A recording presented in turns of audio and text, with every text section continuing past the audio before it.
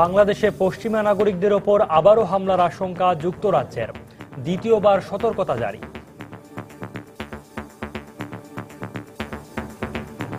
দুই বিদেশি নাগরিক হত্যার রহস্য খতিয়ে দেখা হচ্ছে বললেন স্বরাষ্ট্রমন্ত্রী। আমাদের গোয়েন্দারা কাজ করছে এবং এখানে জাপানি পুলিশও আসছে, তারাও তাদের স্টাইলে কাজ করছে। আইএস এখানে জড়িত নয়, এখানে অন্য কোনো কিছু আছে, সেটাই আমরা বের করছি। দেখছিলেন প্রধান শিরোনাম। রাত 11টার সময় সঙ্গে আছি আমি সৌমিত্র শুভ্র এবং আমি আসাদ আজিম। এবার অন্যান্য শীর্ষ সংবাদ। ঢাকা বিশ্ববিদ্যালয়ে 2015-16 শিক্ষাবর্ষে ভর্তি যুদ্ধ শুরু। প্রতি আসনের বিপরীতে 14 শিক্ষার্থী, দ্বিতীয়বার সুযোগ না থাকায় স্বস্তিতে পরীক্ষার্থীরা।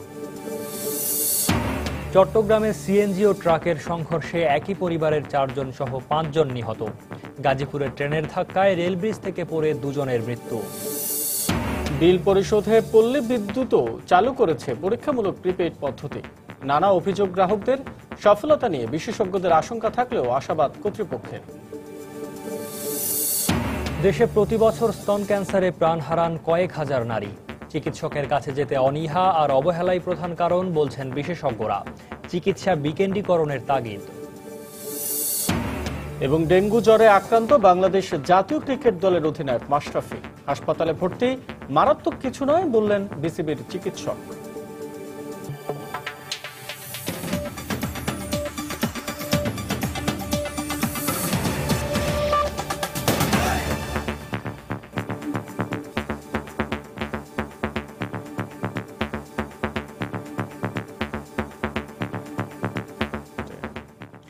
বাংলাদেশে পশ্চিমা নাগরিকদের ওপর আবারও হামলা আশঙ্কায় দ্বিতীয়বার সতর্কতা জারি করেছে যুক্তরাজ্য। শুক্রবার বাংলাদেশে ব্রিটিশ দূতাবাসের ওয়েবসাইটে এই সতর্কতার নোটিশ জারি করা হয়। এতে বলা হয়, সম্প্রতি বাংলাদেশে এক ইতালিয়ান নাগরিক ও এক জাপানি নাগরিককে প্রায় একই কায়দায় গুলি করে হত্যা করে সন্ত্রাসীরা। নোটিশে পশ্চিমা নাগরিকদের ভ্রমণ এবং অবস্থান ঝুঁকিপূর্ণ বলে উল্লেখ করা হয়।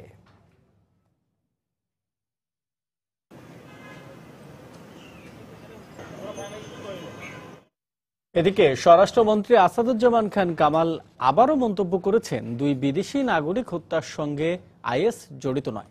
এর পেছনে অন্য কোনো রহস্য আছে, যা উদ্ঘাটনে কাজ করছে পুলিশ। বিকেলে রাজধানীর আগারগাঁয়ে এক অনুষ্ঠানে যোগদান শেষে সাংবাদিকদের তিনি কথা জানান। এ সময় স্বরাষ্ট্রমন্ত্রী আরও বলেন, বাংলাদেশে বিদেশিরা অনিরাপদ নয়, তাদের নিরাপত্তার সব ধরনের ব্যবস্থা নেওয়া হয়েছে। আমাদের গোয়েন্দারা কাজ করছে এবং এখানে জাপানি পুলিশও আসছে, তারাও তাদের স্টাইলে কাজ করছে। জাপানি নাগরিক অত্যন্ত ভদ্রলোক, বয়স্ক একজন ভদ্রলোক, তিনি আবার মুসলমানও হয়ে নামাজ পড়তেন। তাকে কেন আইএস মারবে আমার জিজ্ঞাসা। আর এই যে ইতালিয়ান ভদ্রলোক, তার যে এনজিও আমরা শুনেছি, আমরা পরীক্ষা করে দেখতেছি, এটা মানে উনি অনেকটা ইসরায়েলের যে যারা অত্যাচারে অতিষ্ঠ হয়েছে তাদেরকে সহযোগিতা করে, তাদের খাদ্য সরবরাহ করার জন্য এই এনজিওটা কাজ করত। তাদেরকে আইএস মারবে কেন? কাজেই আইএস এখানে জড়িত নয়, এখানে অন্য কোনো কিছু আছে, সেটাই আমরা বের করছি। জাপানি নাগরিক কুনিও হোশির লাশ কবে এবং কোথায় দাফন হবে তা এখনও নিশ্চিত হওয়া যায়নি। তার লাশ রংপুর মেডিকেল কলেজের মর্গের হিমঘরেই রয়েছে। এদিকে হোসের লাশ রংপুরের মুন্সিপাড়া কবরস্থানে দাফন করা হবে। বিভিন্ন গণমাধ্যমে এমন সংবাদ প্রচারিত হলেও তা সঠিক নয় বলে দাবি করেছেন সিটি মেয়র শরফুদ্দিন আহমেদ ঝন্টু। তবে জাপানি প্রতিনিধি দলের সঙ্গে কুনিও হোসির দাফন প্রক্রিয়া সম্পর্কে কথা হলেও কোনো সিদ্ধান্ত হয়নি বলে জানিয়েছেন তিনি। সকালে শহরের নিজ বাসভবনে সময় সংবাদকে দেয়া সাক্ষাৎকারে তিনি একথা বলেন। তবে এ বিষয়ে জাপানি প্রতিনিধি এবং জেলা প্রশাসন ও পুলিশের কেউ ক্যামেরার সামনে কথা বলতে রাজি হয়নি। তারা আমার কাছে প্রসেস জিজ্ঞেস করেছিল, আমি প্রসেসটা তাদেরকে জানিয়েছি এবং মুন্সিপাড়া কবরস্থান থেকে তার বাড়ি যেখানে থাকতো তার ডিস্টেন্স 10 মিনিটের পথ, এটা আমি জানিয়েছি। আর তারা কোথায় দাফন করবে না করবে, হ্যান করবে ত্যান করবে, এরকম কোনো কথাই তো আমি তাদেরকে বলিনি। সুতরাং এই খবরগুলো যে প্রচার করা হচ্ছে, এই প্রচারগুলোর সাথে আমার কথার কোনো মিলই নেই। এদিকে জাপানি নাগরিক হত্যার ঘটনায় রাজশাহী থেকে 2 জনকে আটক করেছে পুলিশ। সৌদি আরবের মিনা ট্র্যাজেডিতে মৃত বাংলাদেশি হাজির সংখ্যা বেড়ে 67 জনে দাঁড়িয়েছে বলে নিশ্চিত করেছেন জেদ্দায় নিযুক্ত বাংলাদেশের কনসাল জেনারেল একেএম শহীদুল করিম। এছাড়া 130 জন বাংলাদেশি হাজি ওই ঘটনায় আহত হয়ে হাসপাতালে চিকিৎসাধীন রয়েছেন বলেও জানিয়েছেন তিনি। তবে 109 জন বাংলাদেশি হাজির সন্ধান এখনো পাওয়া যায়নি বলেও জানান তিনি। কনসাল জেনারেল বলেন, ওই ঘটনায় 1546 জনের মৃত্যু হয়েছে। এদিকে বৃহস্পতিবার ভারত সরকার জানিয়েছে 81 জন ভারতীয় হাজি ওই দুর্ঘটনায় নিহত হন। এছাড়া ইরানের 465 জন, মিশরের 148 জন এবং ইন্দোনেশিয়ার 120 জন হাজি মিনায় পদদলিত হয়ে মারা গেছেন বলে জানিয়েছে এপি। এর আগে সৌদি আরবের পক্ষ থেকে দাবি করা হয় 24 সেপ্টেম্বর মিনা দুর্ঘটনায় 769 জন হাজির মৃত্যু হয়েছে এবং আহত হয়েছেন 934 জন। তবে ইরান, পাকিস্তান এবং ভারত অভিযোগ করে আসছিল মৃতের সঠিক সংখ্যা প্রকাশ করছে না সৌদি সরকার। এখনো মিনা দুর্ঘটনার প্রকৃত কারণ অনুসন্ধানে তদন্ত চলছে। ঢাকা বিশ্ববিদ্যালয়ে 2015-16 শিক্ষাবর্ষে খ ইউনিটের প্রথম বর্ষ সম্মান শ্রেণীতে ভর্তি পরীক্ষা অনুষ্ঠিত হয়েছে। এই পরীক্ষার মধ্য দিয়ে শুরু হলো চলতি বছরের পাবলিক বিশ্ববিদ্যালয়ের ভর্তি যুদ্ধ। এবছর ঢাবির খ ইউনিটে প্রতি আসনের বিপরীতে ভর্তি পরীক্ষায় অংশ নেন 14 জন শিক্ষার্থী। এদিকে চলতি বছর থেকে ভর্তি পরীক্ষায় দ্বিতীয়বার অংশ নেওয়ার সুযোগ না থাকায় স্বস্তি প্রকাশ করেছেন পরীক্ষার্থীরা। পরীক্ষা শুরুর আগেই শুক্রবার সকাল থেকে ভর্তিচ্ছু শিক্ষার্থী ও তাদের অভিভাবকরা আসতে শুরু করেন ক্যাম্পাসে। সকাল 10টা থেকে 11টা পর্যন্ত বিশ্ববিদ্যালয় ক্যাম্পাস ও এর বাইরের 69টি কেন্দ্রে হয় ভর্তি পরীক্ষা। এবার খ ইউনিটে 2296টি আসনের বিপরীতে আবেদন করেছে 31,163 জন শিক্ষার্থী। পরীক্ষা কেন্দ্র পরিদর্শন শেষে বিশ্ববিদ্যালয়ের উপাচার্য সাংবাদিকদের বলেন, সুষ্ঠু ও স্বাভাবিক পরিবেশে ভর্তি পরীক্ষা হয়েছে। প্রশ্নপত্র ফাঁসের ঘটনা যদি ঘটে এটা তো অত্যন্ত দুঃখজনক, বিশেষ করে পরীক্ষার্থীদের জন্য। ঢাকা বিশ্ববিদ্যালয়ে কখনো কোনো ভর্তি পরীক্ষার প্রশ্নপত্র ফাঁসের ঘটনা এখনো ঘটেনি এবং এখানে আমাদের সম্মিলিত প্রয়াস লাগবে। যে পরীক্ষা কেন্দ্রগুলো থেকে অভিযোগ পেয়েছিলাম গত বছর, তাদেরকে সেই পরীক্ষা কেন্দ্রগুলো থেকে এবার তালিকা থেকে বাইরে রাখা হয়েছে, তাদেরকে আর পরীক্ষা কেন্দ্রের দায়িত্ব দেওয়া হয়নি। চলতি বছর থেকে ভর্তি পরীক্ষায় উচ্চ মাধ্যমিকে উত্তীর্ণ দ্বিতীয়বারের শিক্ষার্থীরা পরীক্ষায় অংশ না নেয় প্রতিযোগিতায় ভারসাম্য আসবে বলে জানিয়েছে ভর্তিচ্ছুরা। সেকেন্ড টাইম যদি থাকতো তাহলে সেকেন্ড টাইমে অবশ্যই চান্স পেত। এই ক্ষেত্রে আমরা ফার্স্ট টাইমের স্টুডেন্টরা, আমিও যেরকম তার মানে আমার এক বন্ধু সেরকমই, তার সঙ্গে আমার লড়াটা অনেক সহজ হয়, কারণে আমাদের অনেক চান্স পাওয়ার সুযোগটাও বেড়ে গেছে। একটা বছর তারা শুধু ভার্সিটিতে ভর্তি হওয়ার জন্য যে ধরনের পড়ালেখা এগুলাই করতো, কিন্তু আমরা কিন্তু আমাদের পাবলিক পরীক্ষার জন্য আমরা অনেক প্রস্তুতি নিছি। সময় বেশি হবে, তাদের ধারণা বেশি থাকে আগে থেকে। 2-1 দিনের মধ্যে বিশ্ববিদ্যালয়ের ওয়েবসাইটে পরীক্ষার ফল প্রকাশ করা হবে বলে জানিয়েছে বিশ্ববিদ্যালয় কর্তৃপক্ষ। তানিন মেহেদি, সময় সংবাদ, ঢাকা।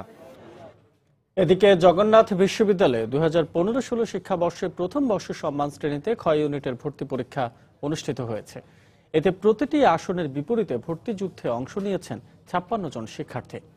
পূর্ব নির্ধারিত সময় অনুযায়ী বিকেল 3টায় পরীক্ষা শুরুর কথা থাকলেও এর অনেক আগেই অভিভাবকদের সঙ্গে নিয়ে নিজ নিজ কেন্দ্রে উপস্থিত হন পরীক্ষার্থীরা। 3টায় শুরু হয়ে পরীক্ষা চলে বিকেল 4টা পর্যন্ত। 1 ঘন্টার এই পরীক্ষায় 720টি আসনের বিপরীতে পরীক্ষা দিয়েছেন 40,634 জন শিক্ষার্থী। জগন্নাথ বিশ্ববিদ্যালয় ও রাজধানীর 18টি কেন্দ্রে অনুষ্ঠিত হয় পরীক্ষা। এ সময় জালিয়াতি বা অপ্রীতিকর কোনো ঘটনা ঘটেনি বলে জানিয়েছেন বিশ্ববিদ্যালয় প্রশাসন। শিক্ষার্থীরাও পরীক্ষা কেন্দ্রের ব্যবস্থাপনা নিয়ে সন্তোষ প্রকাশ করেছেন। হার্ড তেমনই কিছুই ছিল না, অ্যাকচুয়ালি কোয়েশ্চেন প্যাটার্ন অনুযায়ী আসছে। 85% আশাবাদী আমি যে চান্স পাওয়া সম্ভব।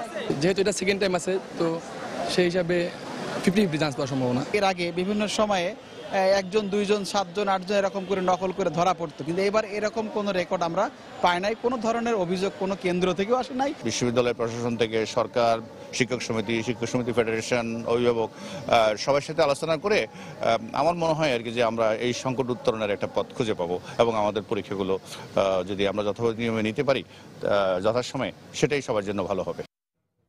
রাত 11টার সময়ে আরও থাকছে। বহুদলীয় গণতন্ত্র প্রতিষ্ঠায় ভূমিকা রাখার জন্য শান্তিতে নোবেল পেল তিউনিসিয়ার নাগরিক সংগঠনের জোট ন্যাশনাল ডায়ালগ কোয়ার্টেট। বিদ্যুতের অন্যান্য বিতরণ সংস্থাগুলোর পাশাপাশি এবার দেশের সবচেয়ে বড় বিতরণ প্রতিষ্ঠান পল্লী বিদ্যুৎও চালু করেছে বিল সংগ্রহে প্রিপেইড পদ্ধতি। গেল মে মাস থেকে সাভারে পাইলট প্রকল্পের আওতায় প্রায় 2,500 গ্রাহককে দেয়া হচ্ছে এই সেবা। কিন্তু গ্রাহকদের অভিযোগ, নতুন এই মিটারে আগের চেয়ে বিল বেশি আসছে। অন্যদিকে বিশেষজ্ঞরা বলছেন, দেশের সব শহরে এ পদ্ধতির প্রচলন না হলে গ্রামে সফল হবে না এই প্রয়াস। তবে পল্লী বিদ্যুতায়ন বোর্ড জানিয়েছে, প্রিপেইড ব্যবস্থার সফলতা অর্জনে মাঠ পর্যায়ে নির্দেশনা দেওয়া হচ্ছে। দেবাশিস রায়ের রিপোর্ট। দেশের প্রায় 2 কোটি গ্রাহকের মধ্যে 1,29,00,000-এরও বেশি গ্রাহকের ঘরে আলো পৌঁছে দেয়া পল্লী বিদ্যুতায়ন বোর্ড সম্প্রতি উন্নত সেবা দিতে গ্রাহক প্রান্তে চালু করেছে প্রিপেইড মিটার। 2014-15 অর্থ বছরে ইউনিফাইড প্রিপেইড মিটার প্রকল্পের আওতায় ঢাকা পল্লী বিদ্যুৎ সমিতি একের অধীনে পরীক্ষামূলকভাবে প্রায় 2,500 গ্রাহকের ঘরে 4 মাস আগে সংযোজন করা হয়েছে বিল পরিশোধের নতুন পদ্ধতির এই মিটার, যেখানে কার্ডের মাধ্যমে বিল পরিশোধ করছেন গ্রাহকরা। পল্লী বিদ্যুতায়ন বোর্ড বলছে যে আগামী 5 বছরে আরো 57 লাখ গ্রাহকের ঘরে নতুন পদ্ধতির এমন প্রিপেইড মিটার চালু করা হবে। কিন্তু গ্রাহকরা বলছেন, নতুন পদ্ধতির এমন মিটার চালুর আগে পর্যাপ্ত গণসংযোগ প্রয়োজন। এই মিটার ব্যবহারকারী অধিকাংশ গ্রাহক দাবি করছেন, এই পদ্ধতিতে আগের তুলনায় বাড়তি বিল গুনছেন তারা। আবার এ ব্যাপারে পর্যাপ্ত তথ্য না পাওয়াকেও দুষছেন কেউ কেউ।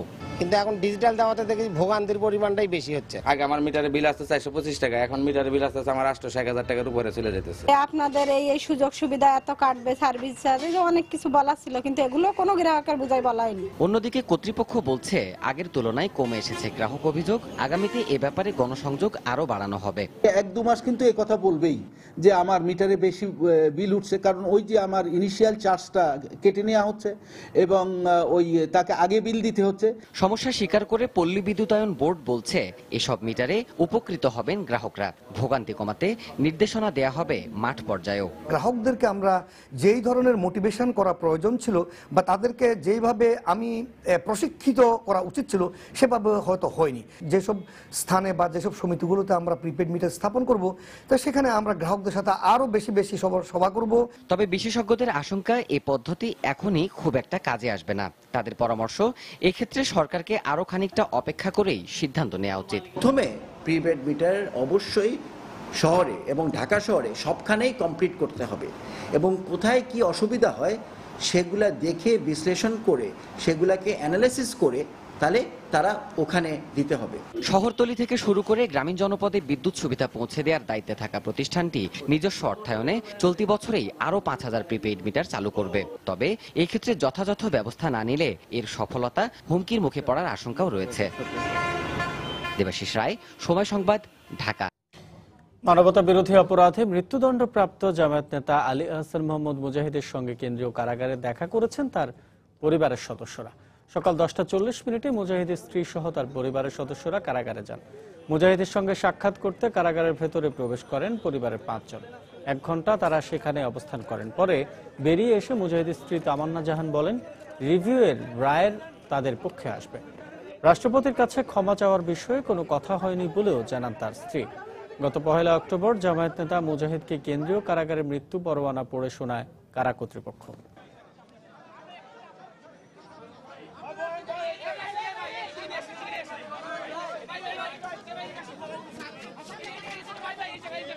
যারা জঙ্গিবাদের দোসর ও পৃষ্ঠপোষক, তাদের সঙ্গে জঙ্গিবাদের বিরুদ্ধে কোনো জাতীয় ঐক্য গড়ে তোলা সম্ভব নয় বলে মন্তব্য করেছেন খাদ্যমন্ত্রী অ্যাডভোকেট কামরুল ইসলাম।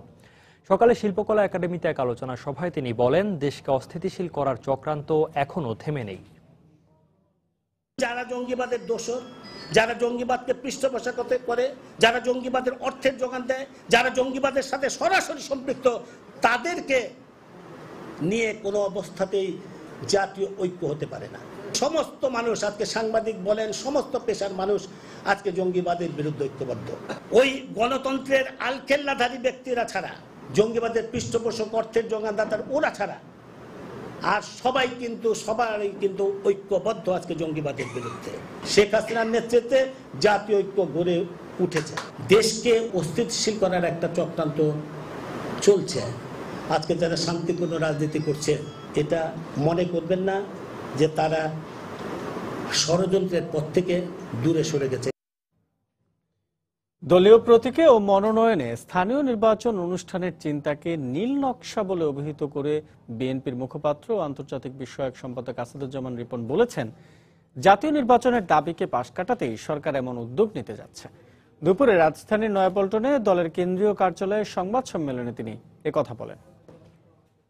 দলীয় প্রতীক এবং মনোনয়নের মধ্য দিয়ে যে নির্বাচনের যে প্রচেষ্টা সরকার চালাচ্ছে, যে চিন্তা করছে, এটি একটি নীল নকশা। এটা জাতীয় নির্বাচনের দাবিকে পাশ কাটানোর লক্ষ্য, উদ্দেশ্য। বিশ্ব সম্প্রদায়কে তারা হয়তো বোঝানোর চেষ্টা করবে যে দলীয় প্রতীকে নির্বাচনে তারা মেরে কেটে তথাকথিত সংখ্যাগরিষ্ঠতা অর্জন করবে। এর মধ্য দিয়ে তারা প্রমাণ করতে চাইবে তারা 2019 সাল পর্যন্ত ক্ষমতায় থাকতে পারে। সুতরাং আমরা সরকারের এই কূটকৌশলকে আমরা নিন্দা করি এবং আমরা মনে করি যে মূল দাবিতে সরকারকে ফিরে আসতে হবে, জাতীয় নির্বাচনের দাবিকে সরকারকে মেনে নিতে হবে। মেডিকেল ভর্তি পরীক্ষার ফল বাতিল ও পুনরায় পরীক্ষা নেয়ার দাবিতে আগামীকাল কেন্দ্রীয় শহীদ মিনারে আবারও অবস্থান কর্মসূচির ঘোষণা দিয়েছেন আন্দোলনরত শিক্ষার্থী এবং অভিভাবকরা। বিকেলে রাজধানীর শাহবাগে শিক্ষার্থীদের সংহতি সমাবেশে এ ঘোষণা দেয়া হয়। সমাবেশে সংহতি প্রকাশ করে শিক্ষাবিদরা বলেন, প্রশ্নপত্র ফাঁসের সঙ্গে জড়িতদের খুঁজে বের করতে তদন্ত কমিটি না করা অপরাধীদের বাঁচিয়ে দেওয়ার অপচেষ্টা। তারা বলেন, প্রশ্নপত্র ফাঁসের বিষয়টি সরকার এবং স্বাস্থ্য মন্ত্রণালয় প্রথম থেকেই গুজব এবং সরকারকে বেকায়দায় ফেলার চেষ্টা বলে প্রমাণ করার চেষ্টা করছে। কিন্তু প্রশ্নপত্র ফাঁসের অভিযোগ খতিয়ে দেখা হলে এবং ভর্তি প্রক্রিয়া স্থগিত রাখলে এ সমস্যার সৃষ্টি হতো না। প্রশ্নপত্র ফাঁস হয় নাই, গুজব হয়েছে, সরকারকে বেকায়দায় ফেলার চেষ্টা হচ্ছে, এগুলোর কোনো কিছুই হতো না যদি যখনই প্রশ্নপত্র ফাঁসের কথাটা উঠেছে তখন সাথে সাথে যদি দেশের যারা গ্রহণযোগ্য বিশ্বাসযোগ্য শিক্ষাবিদ তাদের কিংবা চিকিৎসক, মেডিকেল কলেজের যারা অধ্যাপক, যাদের কথা বিশ্বাস করা যায়, যারা সরকার মেরুদণ্ড নিয়ে চলাফেরা করেন, এই ধরনের ব্যক্তিবর্গ কয়েকজনকে দিয়ে যদি একটা কমিটি করা হতো, তারা যদি তদন্ত কমিটির রিপোর্ট যাই দিতেন, সেটাই মানুষ বিশ্বাস করত। সেই তদন্ত কমিটির পথে যেতে সরকারের বাধা কোথায়?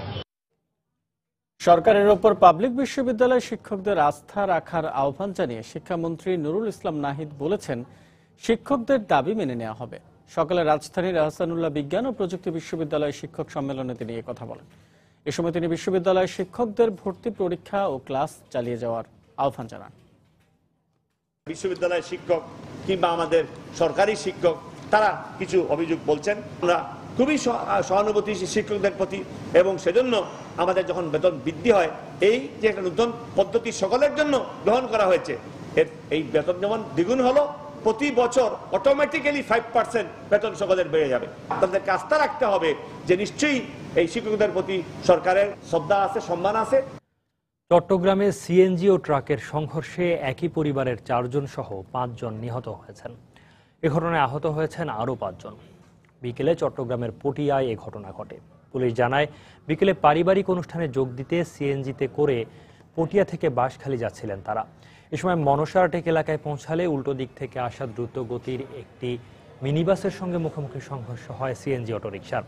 এতে ঘটনাস্থলেই 2 জন নিহত হন। পরে আহত অবস্থায় 7 জনকে উদ্ধার করে উপজেলা স্বাস্থ্য কমপ্লেক্সে ভর্তি করা হলে চিকিৎসাধীন অবস্থায় আরও 3 জন মারা যান। আহতদের উন্নত চিকিৎসার জন্য চট্টগ্রাম মেডিকেল কলেজ হাসপাতালে নিয়ে যাওয়া হয়েছে। এদিকে নিহতদের মধ্যে 2টি শিশুও রয়েছে বলে জানিয়েছে পুলিশ।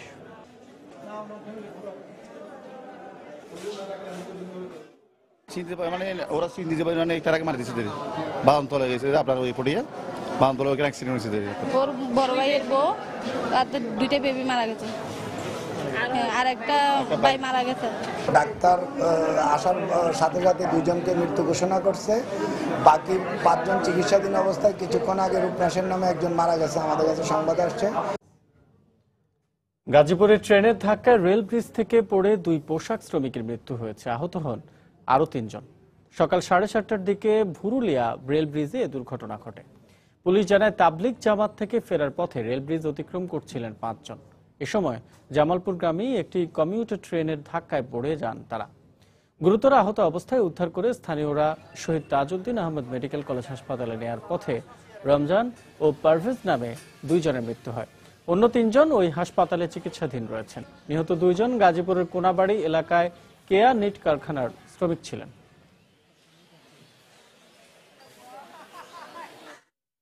দেশে প্রতি বছর স্তন ক্যান্সারে আক্রান্ত হয়ে প্রাণ হারাচ্ছেন কয়েক হাজার নারী।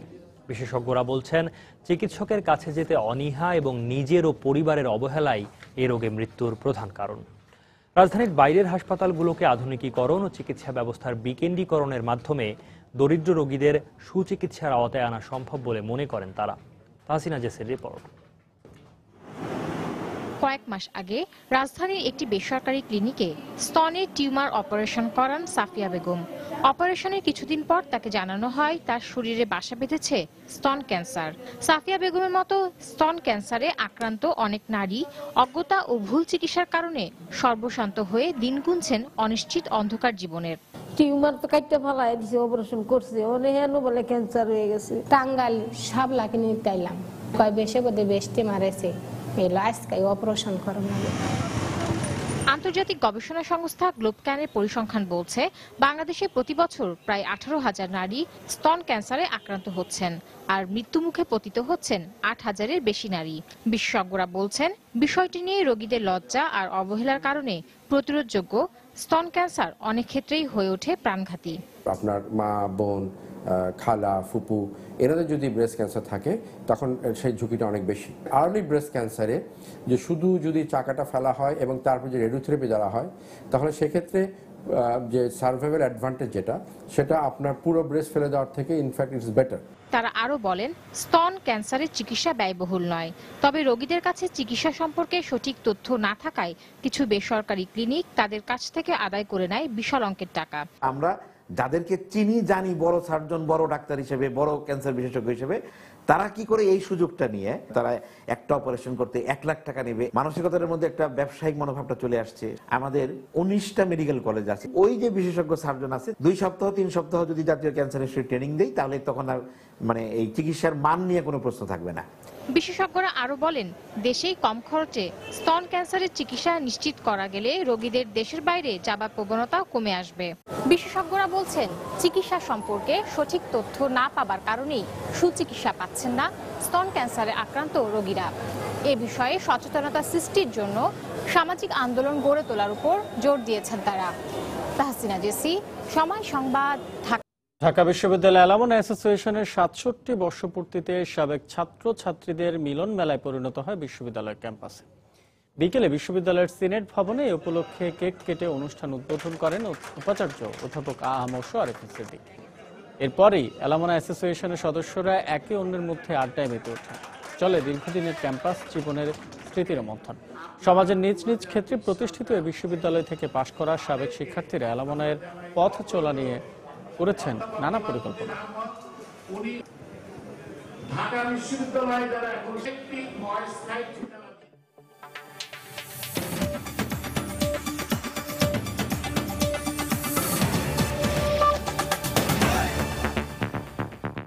এবছর শান্তিতে নোবেল পুরস্কার পাচ্ছে তিউনিসিয়ার 4টি সংগঠন। জেসমিন বিপ্লবের মধ্য দিয়ে বহুদলীয় গণতন্ত্র প্রতিষ্ঠার পথে তিউনিসিয়ার জাতীয় সংলাপে মধ্যস্থতা করে এই সংগঠনগুলো।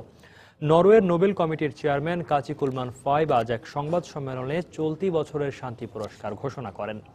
4 সংগঠন হল Tunisian general labour union, Tunisian human rights league, Tunisian order of lawyers এবং the Tunisian confederation of industry, trade and handicrafts.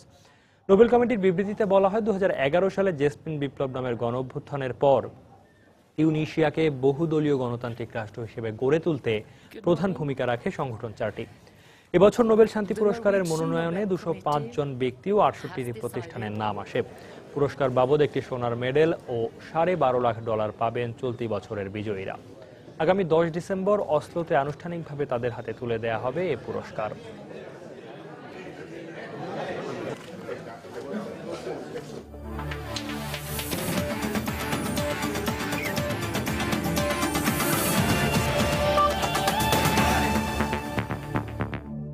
Bangladesh জাতীয় ক্রিকেট দলের ওয়ানডে অধিনায়ক মাশরাফি বিন মুর্তজার লঙ্গার ভার্সন ক্রিকেটে ফেরার স্বপ্ন আবারও দীর্ঘায়িত হয়ে গেল। তবে এবার ইনজুরি নয়, ডেঙ্গু জ্বরে আক্রান্ত হয়ে রাজধানীর অ্যাপোলো হাসপাতালে ভর্তি হয়েছেন তিনি। প্রাথমিক রক্ত পরীক্ষার পর এটিকে মারাত্মক কিছু নয় বলে জানিয়েছেন বিসিবি চিকিৎসক দেবাশিস চৌধুরী। তবে তিনি বলছেন সুস্থ হয়ে কতদিন পর মাঠে ফিরবেন মাশরাফি জানতে অপেক্ষা করতে হবে বাকি পরীক্ষা নিরীক্ষার ফল হাতে না পাওয়া পর্যন্ত। সর্বশেষ 2009 সালে ওয়েস্ট ইন্ডিজের বিপক্ষে টেস্ট ম্যাচ খেলেছিলেন ওয়ানডে অধিনায়ক মাশরাফি। পরে জাতীয় লিগে বেশ কয়েকবার লঙ্গার ভার্সনে খেলার কথা থাকলেও শেষ পর্যন্ত ইনজুরির কাছে বারবার হার মানতে হয় দুরন্ত ম্যাচকে। এতদিন পর শনিবার জাতীয় লিগের তৃতীয় রাউন্ডের খেলায় খুলনার হয়ে মাঠে নামার মাধ্যমে আবারও লঙ্গার ভার্সন ক্রিকেটে ফেরার কথা ছিল নড়াইল এক্সপ্রেসের, তবে এবারও হলো না। এবার অবশ্য ইনজুরি নয়, ডেঙ্গু জ্বরে আক্রান্ত হয়ে হাসপাতালে তিনি। বৃহস্পতিবার থেকে জ্বর শুরু হলে প্রাথমিক চিকিৎসায় তা কমেনি। শেষ পর্যন্ত রাতে তাকে রাজধানীর অ্যাপোলো হাসপাতালে ভর্তি করা হয়। প্রাথমিক রক্ত পরীক্ষায় ডেঙ্গু জ্বর শনাক্ত হয়েছে, তবে অন্যান্য পরীক্ষার ফলাফলের ভিত্তিতে মাশরাফির মারাত্মক কিছু হয়নি বলে নিশ্চিত করেছেন বিসিবি চিকিৎসক। প্রাথমিক চিকিৎসাগুলি আছে সব দেওয়ার পরও জ্বর যেহেতু কন্ট্রোল হচ্ছিল না, তো অনেক রাত্রিবেলা প্রায় 3টার দিকে মাশরাফিকে অ্যাপোলো ইমার্জেন্সিতে নিয়ে আসা হয়। তো প্রাথমিক যেই রক্ত পরীক্ষা এবং ক্লিনিক্যাল এক্সামিনেশন এগুলি থেকে ডেঙ্গু বলে ধারণা করা হচ্ছে। হেমাটোলজিক্যাল যে রিপোর্ট, ব্লাডের যে রিপোর্ট, সেগুলো মোটামুটি তেমন খারাপ না। তবে এখনই বলা যাচ্ছে না কবে সুস্থ হয়ে মাঠে ফিরবেন মাশরাফি। অন্যান্য পরীক্ষা নিরীক্ষার পরই এ বিষয়ে নিশ্চিত হওয়া যাবে বলে জানালেন চিকিৎসক। আশা করা যায় এভাবে যদি চলতে থাকে, এই রিপোর্ট যদি ঠিক থাকে এবং আগামী কয়েকটা দিন যে ব্লাড টেস্টটা হবে সেই টেস্ট রিপোর্টে যদি ভালো থাকে, প্লেটলেট কাউন্ট যদি আবার নর্মাল অবস্থায় চলে আসে, তাহলে সাধারণত হাসপাতাল থেকে রিলিজ দিয়ে দেওয়া হয়। এবং রিলিজ দেওয়ার পর জিনিসটা ডিপেন্ড করছে হচ্ছে উইকনেস, ফ্যাটিগ, টায়ার্ডনেস এসবের উপরে। সাধারণত পোস্ট ভাইরাল সিমটমসটা কয়েকদিন কন্টিনিউ করতে পারে। ক্রিকেট সংশ্লিষ্টদের প্রত্যাশা, সুস্থ হয়ে আবারও ক্রিকেটের শর্ট ভার্সনের পাশাপাশি লঙ্গার ভার্সনে ব্যাটসম্যানদের আতঙ্ক হয়ে ফিরে আসবেন নড়াইল এক্সপ্রেস মাশরাফি। নিয়ামতুল্লাহ বাবু, সময় সংবাদ, ঢাকা। রাত 11টার সময়ে এ পর্যায়ে শীর্ষ সংবাদ জানিয়ে দিচ্ছি আরেকবার। বাংলাদেশে পশ্চিমা নাগরিকদের উপর আবারও হামলার আশঙ্কা যুক্তরাজ্যের। আবারও সতর্কতা জারি, বিদেশিরা অনিরাপদ নয় বললেন স্বরাষ্ট্রমন্ত্রী। ঢাকা বিশ্ববিদ্যালয়ে 2015-16 শিক্ষাবর্ষে ভর্তি যুদ্ধ শুরু। প্রতি আসনের বিপরীতে 14 শিক্ষার্থী, দ্বিতীয়বার সুযোগ না থাকায় স্বস্তিতে পরীক্ষার্থীরা। চট্টগ্রামে সিএনজি ও ট্রাকের সংঘর্ষে একই পরিবারের 4 জন সহ 5 জন নিহত। গাজীপুরে ট্রেনের ধাক্কায় রেল ব্রিজ থেকে পড়ে 2 জনের মৃত্যু। বিল পরিশোধে পল্লী বিদ্যুৎও চালু করেছে পরীক্ষামূলক প্রিপেইড পদ্ধতি। নানা অভিযোগ গ্রাহকদের, সফলতা নিয়ে বিশেষজ্ঞদের আশঙ্কা থাকলেও আশাবাদ কর্তৃপক্ষের। এবং ডেঙ্গু জ্বরে আক্রান্ত বাংলাদেশ জাতীয় ক্রিকেট দলের অধিনায়ক মাশরাফি হাসপাতালে ভর্তি। মারাত্মক কিছু নয় বললেন বিসিবির চিকিৎসক। এই ছিল রাত 11টার সময়। যে কোনো খবর পেতে ভিজিট করুন সময়নিউজ.টিভি। সঙ্গে থাকুন সময়ের।